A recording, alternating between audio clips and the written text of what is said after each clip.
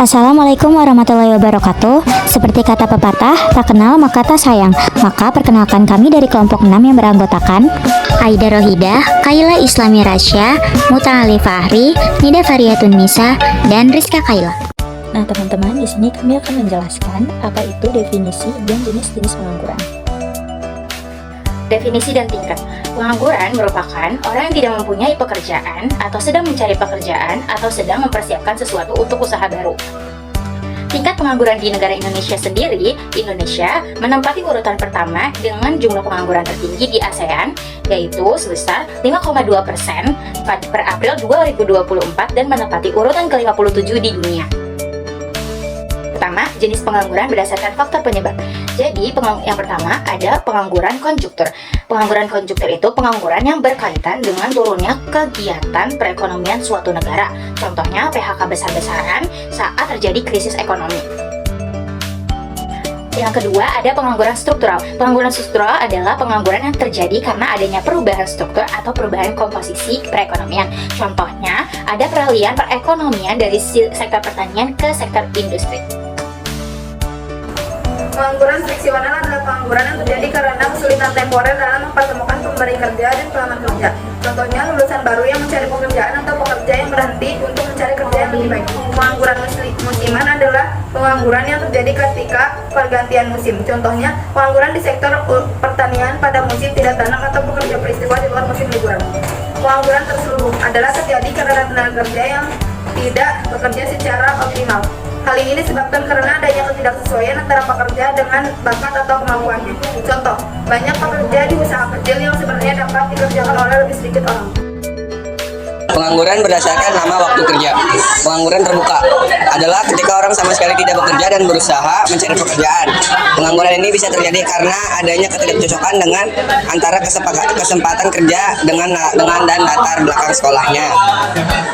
Contohnya, pengangguran yang aktif mencari pekerjaan namun belum mendapatkannya. Rumus untuk menghitung pengangguran terbuka adalah TPT sama dengan jumlah pengangguran kali 100% dibagi angkatan kerja. Terus kedua, setengah menganggur adalah situasi ketika orang bekerja tetapi tenaganya berkurang termanfaatkan diukur dari curahan jam kerja. Produktivitas kerja dan penghasilan yang diperoleh, contohnya pekerja paruh waktu yang ingin pekerjaan penuh waktu. Rumus untuk menghitung setengah menganggur adalah TSM sama dengan bekerja kurang dari 35 jam dikali 100% dibagi angkatan kerja. Pengangguran konjungtural adalah jenis pengangguran yang disebabkan oleh fluktuasi ekonomi atau perubahan siklus bisnis, seperti resesi atau penurunan permintaan barang dan jasa. Akibatnya, mereka bisa mengurangi tenaga kerja atau melakukan PHK yang menyebabkan peningkatan pengangguran. Sebaliknya, ketika ekonomi pulih, permintaan meningkat dan perusahaan mulai mempekerjakan kembali pekerja. Contoh studi kasus pengangguran konjungtural. 1. Studi kasus krisis keuangan global 2008. Pada tahun 2008 terjadi krisis keuangan global yang dipicu oleh masalah di sektor perumahan dan perbankan di Amerika Serikat. Dampak krisis ini menyebar ke seluruh dunia, menyebabkan resesi global yang parah. Banyak perusahaan terutama di sektor manufaktur, konstruksi, dan keuangan menghadapi penurunan permintaan yang tajam, sehingga memaksa mereka untuk mengurangi jumlah karyawan. Dampak terhadap pasar tenaga kerja. 1. Pengurangan pekerja. 2. Pengangguran jangka panjang. 3. Pemilihan lambat. Faktor penyebab. 1. Penurunan permintaan. 2. Penurunan investasi. Solusi. 1. Kebijakan fiskal dan moneter. 2. Pelatihan ulang. Pengangguran struktural terjadi ketika ada ketidaksesuaian antara keterampilan pekerja dan kebutuhan pasar tenaga kerja. Ini biasanya terjadi akibat perubahan struktural dalam ekonomi, seperti kemajuan teknologi, perubahan permintaan konsumen, atau relokasi industri. Studi kasus, dampak peralihan ke energi terbarukan di industri batubara. Latar belakangnya, dalam beberapa tahun terakhir, banyak negara telah beralih dari energi berbasis fosil seperti batubara ke sumber energi terbarukan, seperti tenaga surya dan angin. Peralihan ini terjadi karena kesadaran akan perubahan iklim dan kebutuhan untuk mengurangi emisi karbon. Akibatnya, permintaan untuk batubara menurun, menyebabkan banyak tambang batubara ditutup. Di negara-negara seperti Amerika Serikat, Jerman, dan Australia, daerah-daerah yang sangat bergantung pada industri batubara mengalami dampak ekonomi yang signifikan. Dampak terhadap tenaga kerja yaitu yang pertama, PHK massal di industri batubara. Yang kedua, kesulitan mendapatkan pekerjaan baru. Yang ketiga, dampak regional.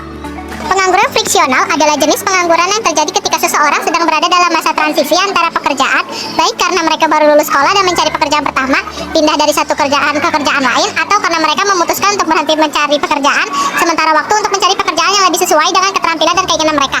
Contoh tadi kasus pengangguran friksional ini yaitu lulusan baru yang sedang mencari pekerjaan.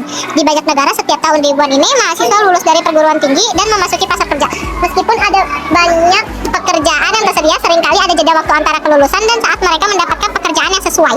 Dampak terhadap pasar tenaga kerja ini yaitu pertama pengangguran jangka pendek, yang kedua pencarian pekerjaan yang cocok, yang ketiga ketidaksesuaian informasi. Faktor penyebabnya ada: satu, transisi alamiah di pasar tenaga kerja, dua, kurangnya informasi tentang pasar kerja, ketiga, keinginan untuk meningkatkan karir.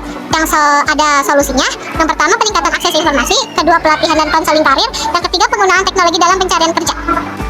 Pengangguran musiman adalah jenis pengangguran yang terjadi akibat fluktuasi dalam permintaan tenaga kerja pada waktu-waktu tertentu sepanjang tahun. Jenis pengangguran ini sering terjadi di industri yang bergantung pada musim, seperti pertanian, pariwisata, dan konstruksi. Studi kasus, pengangguran musiman di industri pariwisata Bali. Latar belakangnya, Bali sebagai salah satu destinasi wisata paling populer di Indonesia dan dunia. Saat bergantung pada sektor pariwisata, ekonomi lokal Bali tumbuh pesat karena banyaknya wisatawan yang datang tiap tahunnya, terutama selama musim liburan, seperti liburan akhir tahun dan musim panas.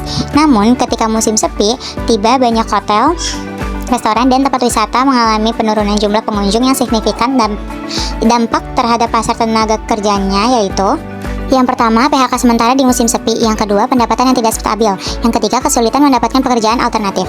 Faktor penyebabnya yang pertama, sifat industri pariwisata yang bergantung pada musim. Yang kedua, keterbatasan permintaan sepanjang tahun. Yang ketiga, kecenderungan pekerjaan paruh waktu atau kontrak. Nama kakak siapa? Fahmi Aksan, Asal sekolah mana? SMK Negeri 1 Kota Tangerang. Saya mau tanya, apakah dampak sosial dari pengangguran terbuka dalam masyarakat? Dampak sosial dari pengangguran terbuka dalam masyarakat itu cukup luas, yaitu pertama, penurunan kesejahteraan ekonomi, kedua, keretakan sosial, dan ketiga, ketegangan keluarga. Yang kedua, apa contoh sektor industri yang paling banyak mengalami pengangguran terbuka? Sektor industri yang paling banyak mengalami pengangguran terbuka yaitu manufaktur tradisional dan pertanian. Yang ketiga, bagaimana pengangguran terbuka mempengaruhi generasi muda dalam mencari pekerjaan? Pengangguran terbuka sangat mempengaruhi generasi muda, terutama yang baru memasuki pasar kerja. Contohnya itu tertunda karir, frustasi dan kehilangan motivasi, dan ketiga, meningkatnya ketergantungan pada orang tua. Oke, terima kasih. Assalamualaikum warahmatullahi wabarakatuh. Perkenalkan, nama saya Aida Rohida dan saya bersama narasumber saya yaitu Nama saya Febni. Salam kenal Kak Febni. Kenal juga. Oke, kalau boleh tahu Kak Febni ini lulusan mana dan jurusan apa? Saya lulusan dari UIN Jakarta dan jurusan Pendidikan Islam Anak Usia Dini. Oke, Kak Febni ini saat ini bekerja sebagai apa sih? Saat ini saya bekerja sebagai guru les privat. Oke, guru les privat ini hanya kerja sampingan atau kerja tetap? Sejauh ini pekerjaannya masih tetap ya. Oke, kalau misalnya les privat ini tuh paling lama berapa jam sih? 1,5 jam atau 2 jam. Oke, 1,5 jam atau 2 jam ya. Iya. Selain ngajar les privat ini ada pekerjaan lain gak sih? Gak ada sih Kak, cuman guru les privat saja. Oke, Kak Febni ini mau nggak sih atau kayak kepikiran untuk bekerja di tempat lain yang pekerjaannya itu lebih penuh waktunya? Mau sih sebagai guru TK tetap supaya bisa memenuhi kebutuhan saya gitu. Contohnya mau TK di mana gitu? Oh, di TK internasional, soalnya kan gajinya lumayan besar ya. Oke. Di Montessori atau enggak High School yang di Bintaro. Oke. Untuk gaji saat ini sebagai les privat, apakah mencukupi untuk kebutuhan kakak sehari-hari? Dibilang cukup untuk memenuhi kebutuhan sih enggak ya Kak, tapi saya bisa pakai uang jajan saya sendiri, jadi saya nggak perlu minta ke orang tua gitu. Oke. Jadi selain les privat ini kakak tuh nggak ngisi kekosongan kakak dengan pekerjaan yang lain ya? Nggak ada, cuma les privat saja. Oke Kak, kalau begitu cukup sekian, segitu aja sih Kak pertanyaan dari saya. Cukup sekian ya Kak, terima kasih banyak. Iya, sama-sama. Terima kasih banyak teman-teman semuanya.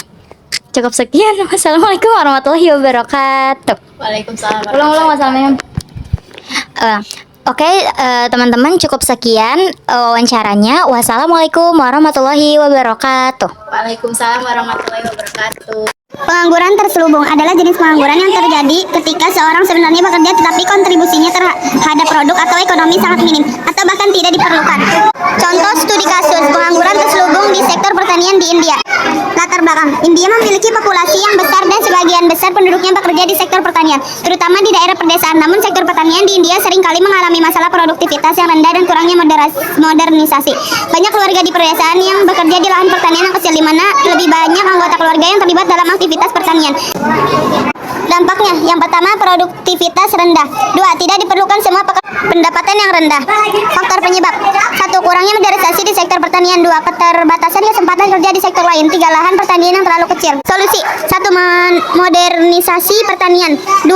Diversifikasi ekonomi di daerah pedesaan. 3. Pelatih ulang dan pendidikan. 4. Pembagian lahan yang lebih efisien.